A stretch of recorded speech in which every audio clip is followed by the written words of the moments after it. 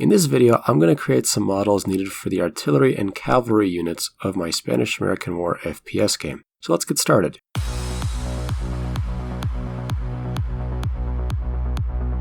Before doing any of that, however, I decided to add some additional changes to the firearms I made in the last video. This included adding hit markers every time you hit a soldier, adding bullet holes and various environmental effects when shooting something that isn't a soldier, and finally using the built-in particle system to create muzzle flashes and gun smoke. With that out of the way, it was time to get working on the artillery models. So as a refresher, in my game you can play as any soldier or military unit. Every infantryman, commanding officer, and of course artillery unit can be controlled by the player. Just like last time, I'll only recreate a couple of artillery weapons for now and add more later. Alright, on to the first artillery weapon. 3, 2, 1.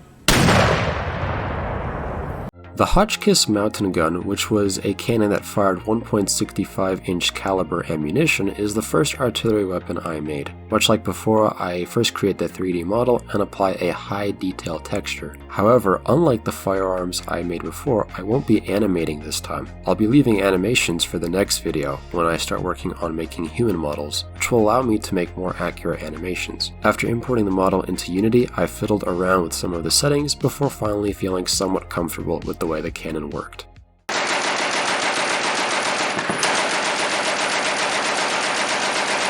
Next up is the Colt Browning Model 1895 machine gun, known also as the potato digger for being able to kick up a large sum of dirt when fired. It was a pretty groundbreaking machine gun for the time. While not as advanced as the Maxim gun or even the Gatling gun of the time, it was actually pretty reliable and is often touted as America's introduction into machine guns. After working on the model and importing it into Unity, I slightly modified the artillery code to also work with the machine gun fire. Now it operates similar to regular firearms in the game, but with a rapid rate of fire and higher amounts of damage, while still being a stationary unit much like the rest of the artillery class is being represented in the game. It was at this point that the game started to lag, and quite badly. Previously the game would run at around 140 FPS, but now it was running around 70, nearly half the frames. It seems to have just appeared out of nowhere too, like one day it ran fine and the next it was stuttering. And I tried everything from undoing certain code and features to even adding additional performance aids like GPU instancing, static baking, and lowering LOD rendering distances. None of these gave me any additional frames, so...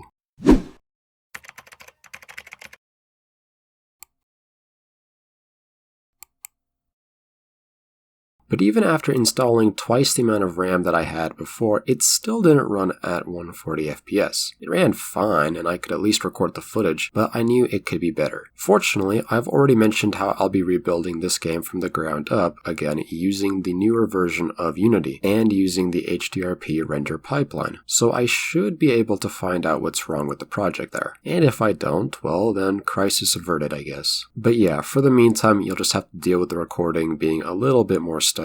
Anyway, I decided to switch gears and tackle something that has been bugging me for a while. This abomination that is supposed to represent a horse needs to go. So with a little bit of help from a tutorial I found online, I worked on creating a 3D model of a horse. I'll be honest, it's a bit rough. I think it's obvious to most people now that I'm not an artist. I can make convincing models of firearms, buildings, and even certain environmental objects, but living things such as humans and animals have always been difficult for me. At some point this model will probably be replaced by something of much better quality, either something that I'll have to make or something that a professional artist makes. But hey, it looks a little bit better than just having a square with a PNG of a horse on it. So then it's time to make some animations. Well, this game development sprint has been dragging on for too long, so I'll have to work on horse animations some other time. Yes, I know I keep putting a lot of things up to be worked on at a later date, but unfortunately I do need to keep the pace going with the development. Speaking of development pace, now is as good of a time as any to show what the name of the game should be, and taking full advantage of the recent 4th of July holiday, I decided to share this video.